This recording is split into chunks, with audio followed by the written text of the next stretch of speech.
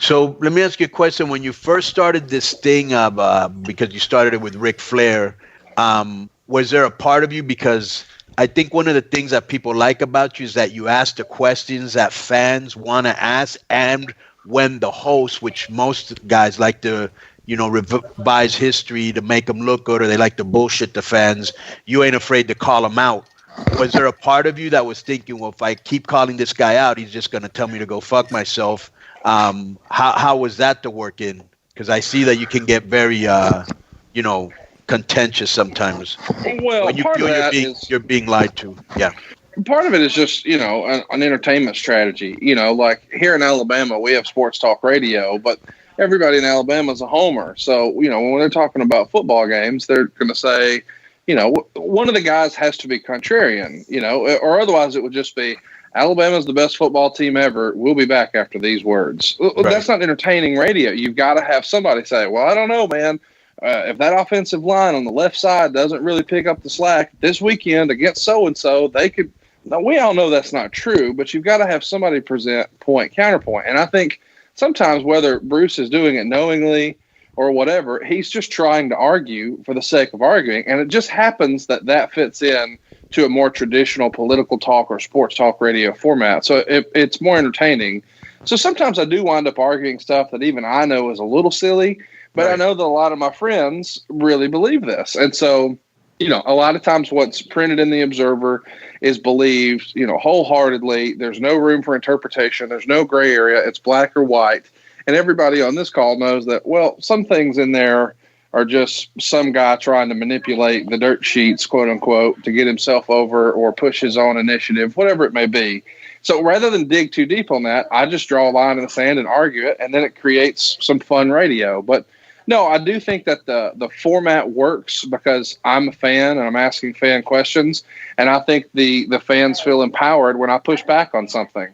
But it's not in a way where I'm worried that the guy's going to, he's never going to talk to me again. No, he knows that we're putting on an entertaining show. He knows that, like Bruce and I, we have just, motherfucked each other at the top of our lungs. And then an hour later, we're texting like nothing ever happened because that was the show. And we were arguing about WrestleMania 12 or something silly. In real life, that doesn't matter. We're hoping people listen and are passionate about WrestleMania 12, but we're on to the next episode now. So I've never worried about there being some sort of repercussion from a show fight. What would you say is something that you asked Eric and Bruce that you always wanted to know and you were kind of surprised by the answer? Wasn't something you expected?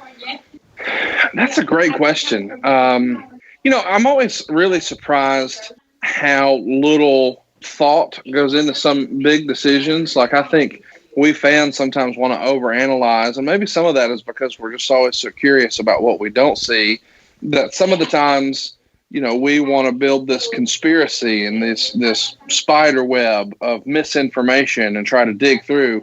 And in reality, it's just, no, that guy's kid was sick, or, his knee was hurt, or, he got food poisoning, and we just needed to do something else that day. So that guy was in the back, we used him instead. So those little things that to me, it's like, this is dumb. Why would they do that? Well, the original idea is probably the same one you had, but they had to pivot when just life got in the way. And some of those things are amazing. But the biggest argument I've had with Eric by far is about the way they screwed up the finish at Starrcade 97, where, Eric believes that, hey, Sting his head wasn't in the game, so we didn't go with the original finish. He wasn't ready to be champion. And I'm like, wait a minute, you still put the belt on him. How does that make any sense that you would say we couldn't go with the original finish because he wasn't ready to be champion if you still wind up at the end of the night where he's champion? That's stupid. And then he would argue, well, he didn't show up prepared. He wasn't even tan.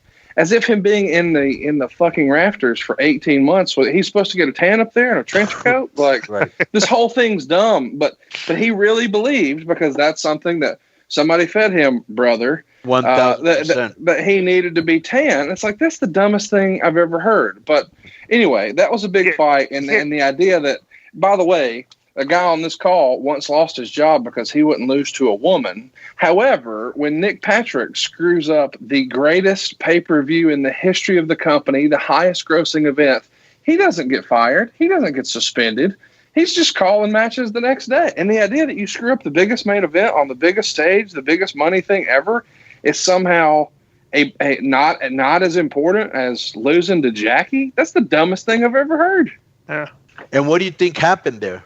I think old Fu Manchu said, that doesn't work for me, brother, and told somebody in the hallway, hey, I know here's what Eric said to do, but here's what we're going to do. And then they go out there, and it's not a fast count. It's a regular count, and everybody looks stupid. But Nick Patrick made a decision, hey, who's really in charge? Not what does the business card say, but what's the 1099 say? Who's really in charge? And he made a judgment call that it was Hulk Hogan. And I can't say that he was wrong for doing that. If I was Nick Patrick, I probably would have done the same thing. But I would have also expected to be fired. I mean, come on, you just screwed up the biggest pay-per-view of all time. And when I asked, not Bruce, but Eric, hey, what repercussions were there? Well, none. I just asked him what happened, and he told me, and that was it. That's the dumbest thing I've ever heard. Think about this too. Think about like the level of what we're talking about right now, and the story that went down, and how it all came to fruition. And bro, here's the one thing, and this is all as we've opened up shows like this, and guys like Eric and Bruce talk behind the curtain, and they tell the stories, and you lead them through these so well, and they create pretty good dramatic podcasting. But bro, what I want to know is, and this would be the best stories to tell, is that back in WCW, on the day of the show, the amount of guys that had Eric's ear, okay, what they told him specifically, like if you could go through a day of Nitro, like if you looked at a Nitro, okay, what happened? Here's what happened. If Eric could, if his memory would be good enough to remember the conversations he had with each guy that led him to that decision, that would be that deep dive would be just incredibly dramatic TV, because you had some of the biggest politicians in the history of the professional wrestling business that Eric had to coordinate what they wanted to do every single week for 2, 3, 4 years of TV. Was unbelievable. If you go ahead. Well, what I was going to say is I had dinner with J.J. Dillon once, and he told me that he would be constantly getting calls, whenever Eric would be out at the bar drinking with the boys, and they would come up and they would say, man, I really want XYZ, whatever they were campaigning for, whether it was creative or a perk, whether it was a certain type of airline ticket or days off or a match with this person or a segment or whatever. And he would be getting calls in the middle of the night from Eric, hey, tomorrow, let's make sure we insert whatever the wrestler request was here. And so by the time JJ got to the office, I mean, he'd have 6 or 8 of these things every day to sort of run through and figure out. And one of those that he told me about specifically was Ray Traylor's contract, where I guess one day when Eric was drinking, he agreed to give Ray a bigger bump, and he got a bigger contract. But one of the things that was in there is that he got paid for every pay-per-view, whether he was on it or not. But there was something in the contract where if he failed the drug test, then he would be fired. So every single month at every opportunity, Eric would make sure that JJ ordered Ray Traylor to take a drug test. And Lord, I love me some Ray Traylor, but the idea that anybody thinks they're going to catch him doping is laughable. Like, there's nothing to do here. But they were looking for any reason to get out of that drunken deal that Bischoff made in the bar. Now, Bischoff denies that, but JJ puts his hand up and says, hand to God, that's exactly what happened. And that type of stuff is what makes wrestling fun and these podcasts fun. It does. Because that's a story you could put it on. You could do a story like that on Curb Your Enthusiasm, and it would play out the same way. Everybody would think it's just hilarious. Sure. So. Now, because like back then, me and Eric had a super, super contentious relationship. I would say very bad.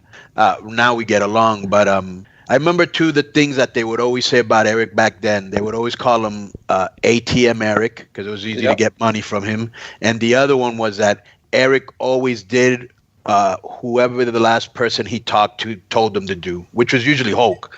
You know what I'm saying? No, yeah. I mean, I think Dusty once upon a time had a name called the Flim Flam Man.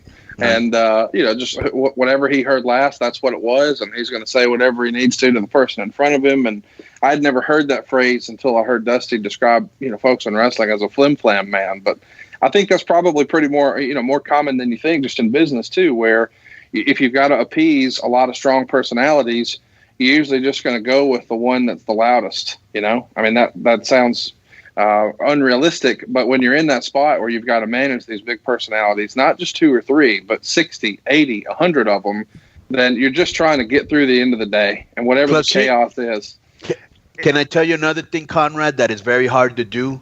It's very hard to get on a motorcycle and be driving from Minnesota to Sturgis or whatever that fucking trip was that they would do, and be drunk and going out to strip clubs and whatever else they were doing, and then sometimes try to keep it professional. You know what I'm saying? Because a lot of guys don't look at you as a boss anymore, almost like a friend, and you're trying to be friends with everybody and you can't be. You know what I'm saying? Yeah, you've got to have a bit of a divide. There's got to be some separation of church and state, because otherwise it gets a little blurry, and then you're trying to appease your buddies instead of appease the bottom line. But we've even heard stories back in the day. We don't hear it anymore, but there's stories of Vince McMahon taking everybody's finisher in a bar and LOD clotheslining him off their shoulders, on the hardwood in a bar somewhere. But you don't hear that anymore. I don't think anything like that exists anywhere right now. Let me tell you something. I went to a dinner. That was young Vince. He was crazy and fucking, But I went to a dinner once with all the boys, and he got off the dinner table, and he was amateur wrestling one of that Road Warriors at dinner. You know what I'm saying? So that's crazy. Yeah. There's absolutely no way you could do that in this day and age. You know what I'm saying? Right.